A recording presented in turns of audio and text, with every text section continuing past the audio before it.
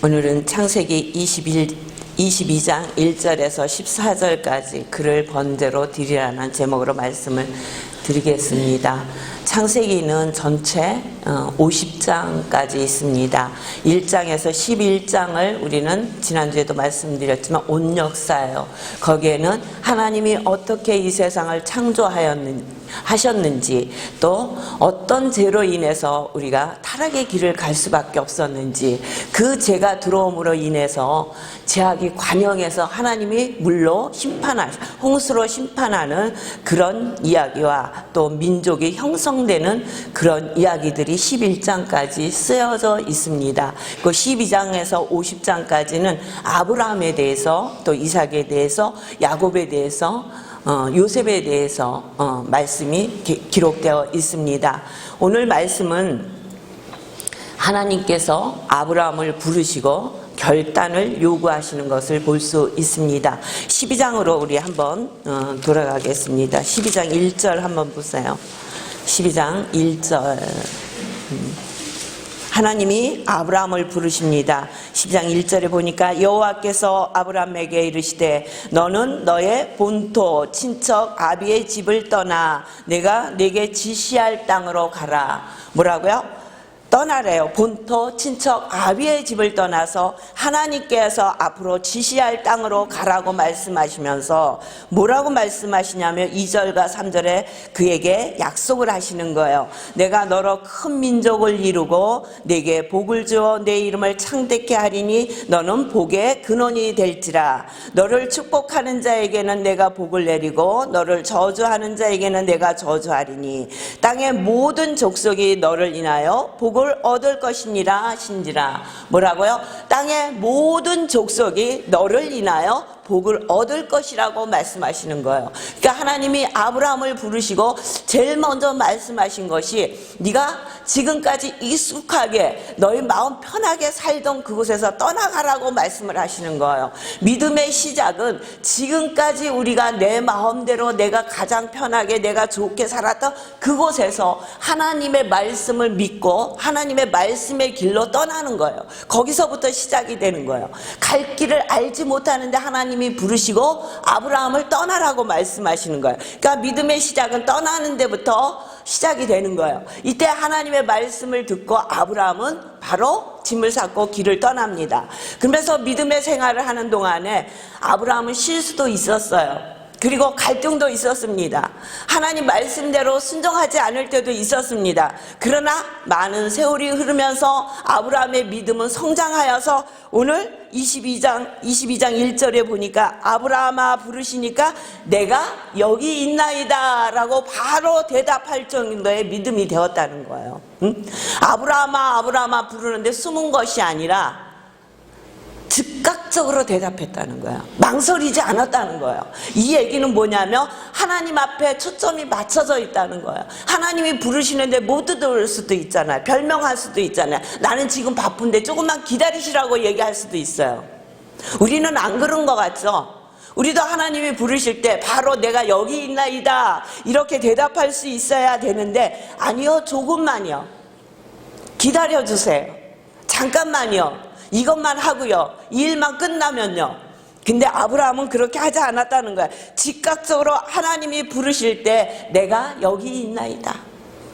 이 얘기는 하나님 앞에 살고 있다는 거예요.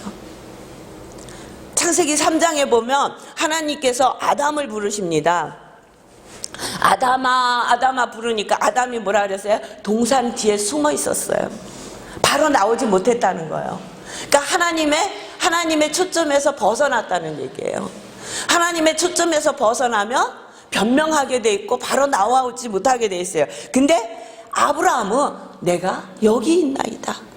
바로 대답하고 하나님 앞에 나오는 거예요. 근데 하나님이 부르신 이유가 2절에 나와 있습니다. 여호와께서 가라사대 네 아들 네 사랑하는 독자 이삭을 데리고 모리아 땅으로 가서 내가 네게 지시하는 한 산 거기서 그를 번제로 드리라. 부르신 이유가 있는데 너무 놀란 이유를 말씀하시는 거예요. 네 아들 아브라함아 네 아들 있지? 너 지금 너무너무 사랑하는 네 아들이 있지? 이삭 있잖아. 그를 데리고 모리아 땅으로 가서 그 한 산에서 번제로 제사를 드리라고 말씀하시는 거예요. 아브라함에게 이삭을 주시겠다고 약속하신 것은 하나님이에요. 어? 내가 큰 민족을 이룰 것이라고 말씀하셨잖아요. 그를 부르시면서. 그랬는데 자녀가 없었어요. 그러니까 어떻게 해서 하갈을 통해서 이스마엘을 낳았어요. 이스마엘이 잘 자라고 있을 때란 말이에요. 그런데 하나님이 갑자기 오셔서 내가 너에게 아들을 줄 것이다. 근데 그때 나이가 몇이었냐면 아브라함은 100살이고 사라는 90세였어요. 그러니까 아브라함이 속으로 웃었어요. 아들을 준다 그러니까. 100세 된 사람이 어찌 자식을 낳을까? 사라는 90세니 어찌 출산을 하려? 그러면서 아브라함이 하나님 앞에 하는 거 뭐라고 하냐면 하나님 이스마엘이나 하나님 앞에 잘 자라게 해주십시오. 이 얘기는 그냥 이스마엘이나 잘 자라게 해주세요. 하나님 그렇게 말도 안 되는 말씀을 하시지 마시고 나에게 주신 이 아들이나 잘 자라게 해주세요. 그렇게 말씀드렸다니까요. 하나님 앞에. 그런데 하나님 뭐라고 하시냐면 아니다. 사라에게서 내 아들을 볼 것이다. 그리고 준 아들이 이삭이거든요. 100세에 난 아들이에요. 그 아들을 하나님이 주셨다고요. 하나님이 주셨는데 오늘 하나님이 아브라함을 부르시고 야 아브라함아 너 네 아들 너 너무너무 사랑하지? 너무 귀하지? 너 있는 걸 전부 주고도 못 줘서 안타깝지?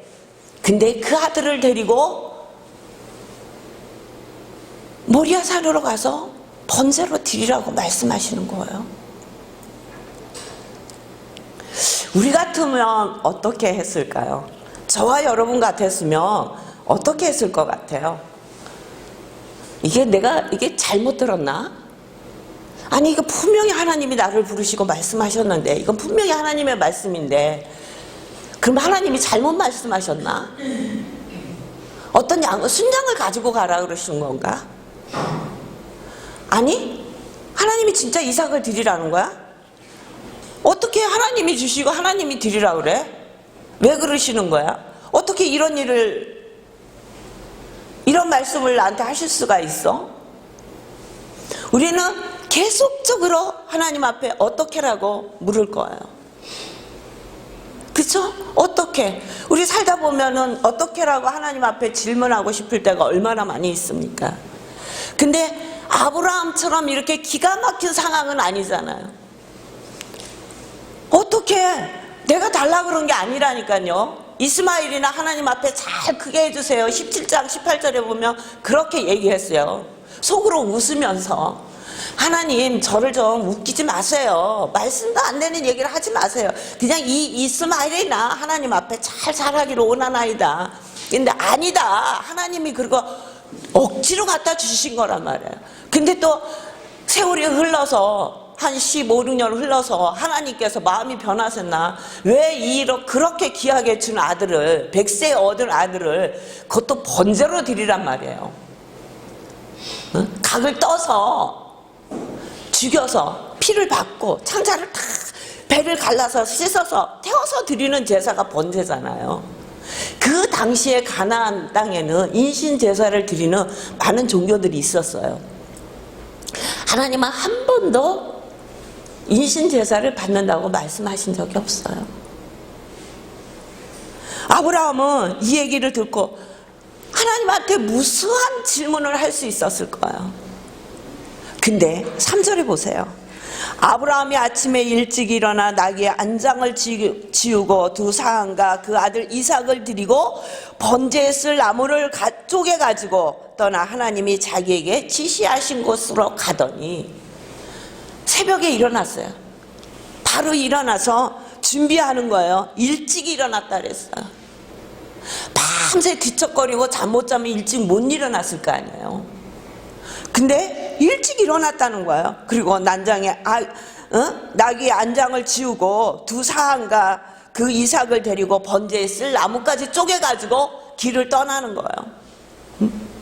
제3일에 아브라함이 눈을 들어 그곳을 바라본지라. 3일 길을 걸어서 가면서 무슨 말을 했을까? 아브라함이 이삭에게 무슨 할 말이 있겠어요? 이렇게 마음이 아픈데 아마 한마디도 말을 못하고 그냥 갔을 거예요. 계속적으로 어쩌면 하나님 앞에 질문했을지도 몰라요. 그럼에도 그의 발은 하나님이 원하시는 그곳을 향해서 가고 있다는 거예요. 좌로도 우로도 움직이지 아니하고 오직 한 길, 하나님이 원하시는 그 길을 걸어가고 있는 아브라함의 모습을 우리는 오늘 본문에서 볼 수 있습니다. 이렇게 하나님 말을 믿고 걸어갈 수 있는 그 이삭을 데리고 가는 그 아브라함은 어떤 사람일까? 제가 결정해. 하나님을 100% 믿은 사람. 99% 갖고도 안 돼. 이거는 1%도 가감할 수 없는 100%짜리 믿음이라는 거예요. 100%짜리 믿음이 되니까 바로 일찍이 일어나서 번제에 쓸 나무를 쪼개가지고 이삭을 데리고 3일 길을 갈 수 있는 거예요. 하나님을 몇 프로 믿느냐에 따라서 우리의 믿음의 모습이 달라질 것입니다. 99% 갖고도 안 된다는 얘기 아니에요. 99% 갖고 안 돼. 100%. 100%의 믿음이 되니까 바로 이렇게 순종하는 믿음으로 나무를 지우고 가는 거예요. 4절 보겠습니다. 제3일에 아브라함이 눈을 들어 그것을 멀리 바라본지라. 이에 아브라함이 사한에게 이르되 너희는 나귀와 함께 여기서 기다리라. 내가 아이와 함께 저기 가서 경배하고 너희에게로 돌아오리라. 우리 성경에는 너희에게, 경배하고 너희에게 이렇게만 나와 있지만 이번에 개정개혁에는 어떻게 나와 있냐, 경배하고 우리가 너희에게로 돌아오리라. 이삭하고 같이 돌아올 것이라고 얘기하고 있는 거예요. 아브라함이 이에 번제 나무를 취하여 그를 이삭에게 지우고 자기는 불과 칼을 손에 들고 두 사람이 동행하더니 그 밑에 산을 놔두고 나귀들을 놔두고 그리고 그 나무를 번제에 쓸 나무를 이삭에게 지우고 그 산을 걸어 올라가는 거예요. 아까 말씀드렸잖아요. 제가 왜 아브라함의 믿음을 100%라고 얘기하냐면 이삭에게 나무를 지우고 불과 칼을 손에 들고 그 제사 드릴 준비를 다 하고 올라가는 거예요. 아브라함의 생각에 조금이라도 하나님께서 다른 것을 쓰실 것이라는 생각을 하고 있다면 그는 똑바로 그 산을 이삭과 함께 올라가지 못했을 거예요. 근데 하나님이 드리라고 했어. 그 속에는 많은 고민과 아픔과 슬픔과 이루 말할 수 없는 고통이 있지만 하나님께서 말씀하시니까, 하나님을 믿으니까 가다가 양이 있겠지, 가다가 다른 제사 지낼 게 있겠지 두리번거리지 않았다는 거예요. 그리고 곧장 모리아 산으로 올라가는 거예요. 그런데 그 아픈 아버지의 마음에 송곳을 찌르는 이삭의 질문이 있습니다. 7절 보시겠습니다. 이삭이 그 아비 아브라함에게 말하여 가로되 내 아버지여 하니 그가 가로되 내 아들아 내가 여기 있노라. 이삭이 가로되 불과 나무는 있거니와 번제할 어린 양은 어디 있나이까. 이삭이 봐도 너무너무 이상한 거예요. 어린 양을 가지고 가든지 번제할 양을 가지고 가야 되는데 다 있어. 칼도 있고 불도 있고 나무도 있는데 자기가 보니까 정말 중요한 거잖아요. 번제에 드릴 양이 없는 거예요. 자기가 양인데, 자기가 번제에 드려야 할 제물인데, 이 소리를 들은 아브라함의 마음이 어땠을까요? 우리는 다 알잖아. 나중에 양을 하나님이 준비해 놓으신 거 여호와 이레 준비해 놓으신 걸 우리는 다 아니까 이 본문 말씀을 이렇게 편하게 읽고 설교를 하고 말씀을 나누지만 이 상황에 아무것도 알지 못하는 아브라함과 이삭이 한번 대보세요. 이삭이 내 새끼라니까요. 내 자식이야. 내가 가장 귀하고 너무너무 이뻐 어찌할 수 없는 자식이란 말이에요.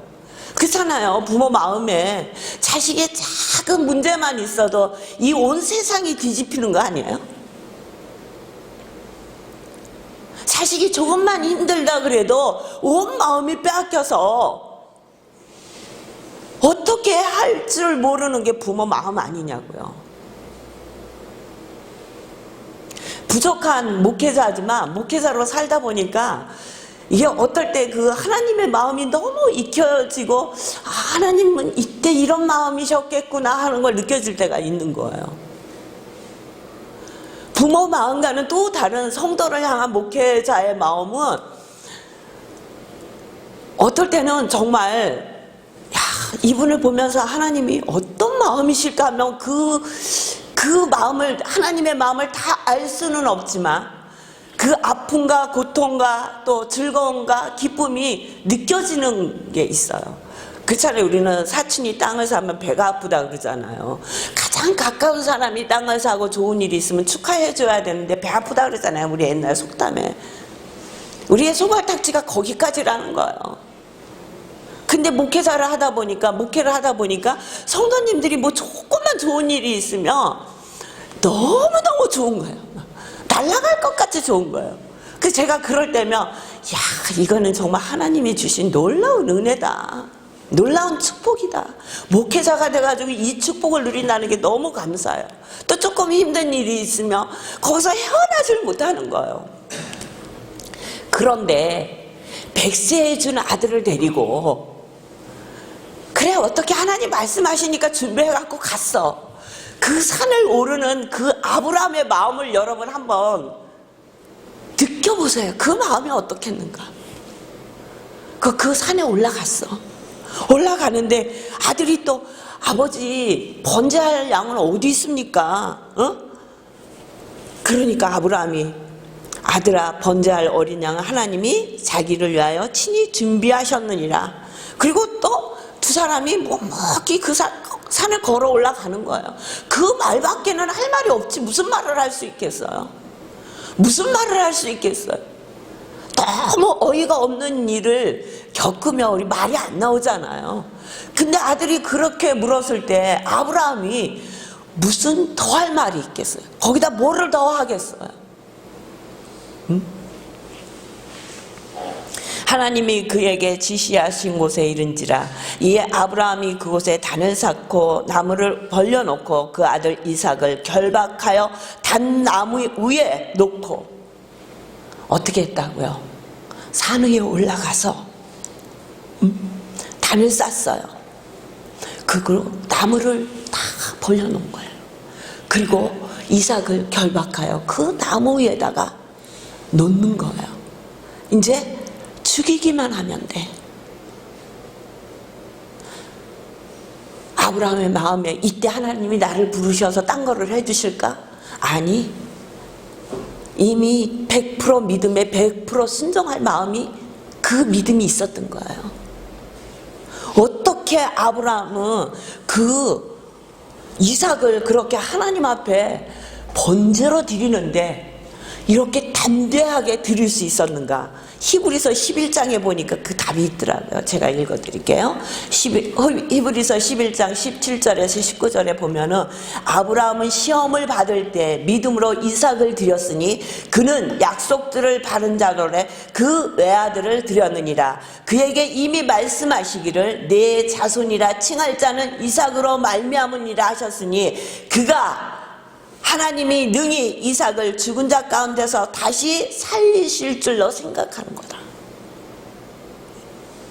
누구라고요? 이삭을 통해서 큰 민족을 이루겠다고 하나님이 말씀하신 그 말씀을 믿었다는 거예요.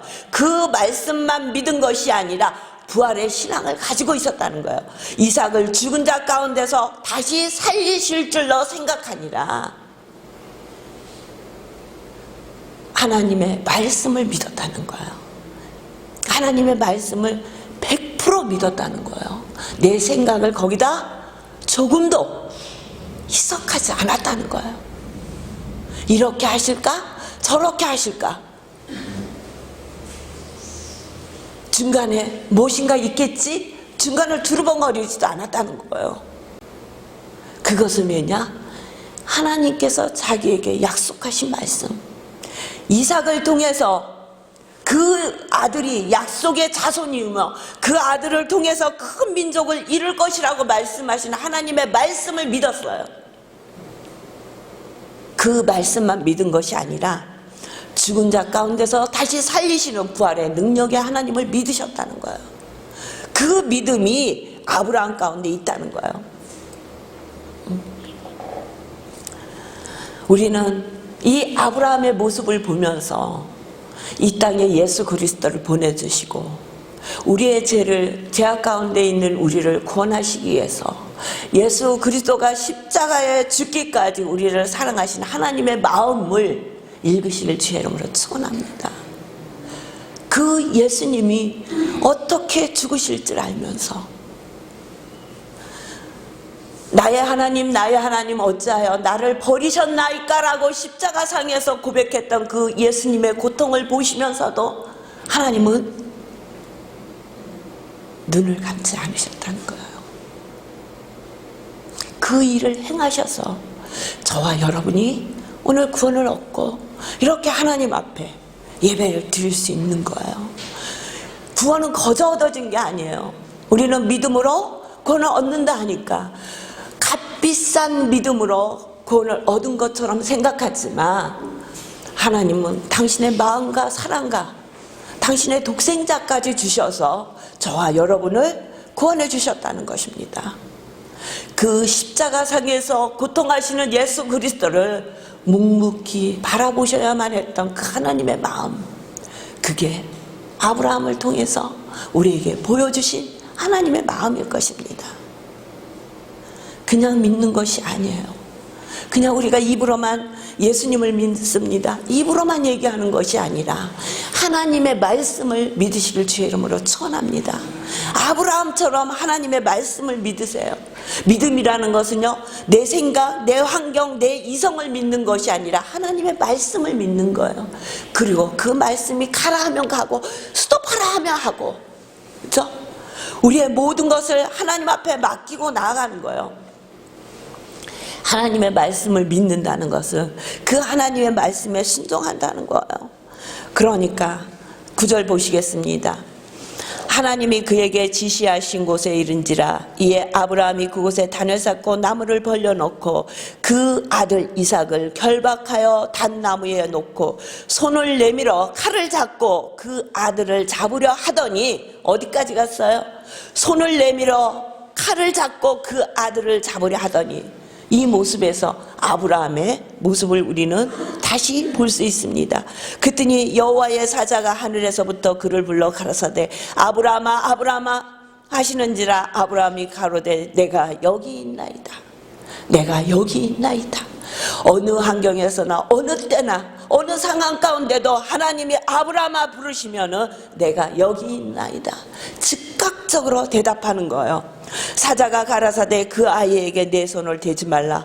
아무 일도 그에게 하지 말라. 내가 내 아들 내 독자라도 내게 아끼지 아니하였으니 내가 이제야 네가 하나님을 경외하는 줄을 아노라.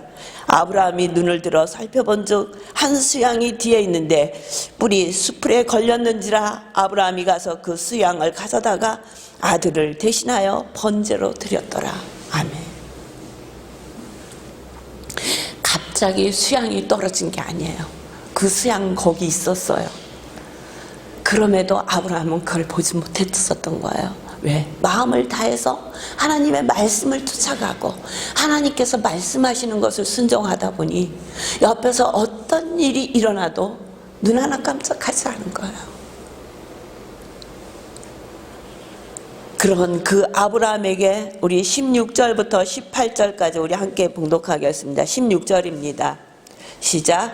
가라사대 여호와께서 이르시기를 내가 나를 가리켜 명사하노니 내가 이같이 행하여 내 아들 내 독자를 아끼지 아니하였은즉 내가 네게 큰 복을 주고 내 스스로 크게 성하여 하늘의 별과 같고 바닷가의 모래와 같게 하리니 내 씨가 그 대적문을 얻으리라. 또 내 시로 말미암아 천하 만민이 복을 얻으리니 이는 내가 나의 말을 진행하였음이라 하셨다 하니라. 아멘. 14절에 보니까 아브라함이 그 땅 이름을 여호와 이레라 하였으므로 오늘까지 사람들이 이르기를 여호와의 산에서 준비되니라 하더라. 아멘. 저와 여러분이 하나님의 말씀을 믿는 믿음으로 믿음이 있을 때 따르는 순종을 온전히 하나님 앞에 드려서 정말 하나님을 영화롭게 하는 저와 여러분이 되시기를 주의 이름으로 축원합니다. 기도하겠습니다.